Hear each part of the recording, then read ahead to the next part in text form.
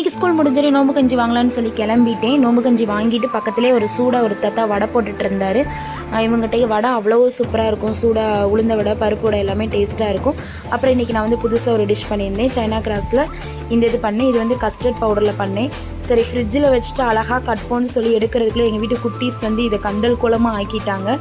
சரி பரவாயில்ல அப்படின்னு சொல்லிட்டு கொஞ்சம் எல்லாத்தையும் எடுத்து வச்சாச்சு. நோம்பு திறக்கிறதுக்கு கொய்யாப்பழம், கடையில் வாங்கின வடை, அதுக்கப்புறம் இந்த கஸ்டர்ட் பவுடரில் பண்ண சைனா கிராஸு, கடல் ஜெல்லியா, கடல் பாசியா, அது ப்ளஸ் நோம்பு கஞ்சி. இதுதான் எங்கள் வீட்டில் ஸ்பெஷல்.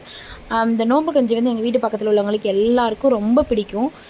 பள்ளிக்கு போனாலே நோம்பு கஞ்சி எனக்கு சேர்த்து வாங்கிட்டு வாங்கன்னு சொல்லுவாங்க. அவங்க வந்து என்ன சொல்கிறது, இந்த நோம்பு கஞ்சிக்கு ரொம்ப ஃபேன் ஆகிட்டாங்க. டெய்லி கொஞ்சம் அவங்களுக்கு கொடுத்துட்றது. அவங்க தீபாவளிக்கு பலகாரம் கொடுக்குறாங்க, அது மாதிரி நாங்கள் வந்து நோம்புக்கு நோம்பு கஞ்சி ப்ளஸ் பிரியாணி எல்லாமே கொடுக்கறது வழக்கம். இந்த வீடியோ பிடிச்சிருந்தால் லைக் பண்ணுங்கள், ஷேர் பண்ணுங்கள். தேங்க்யூ.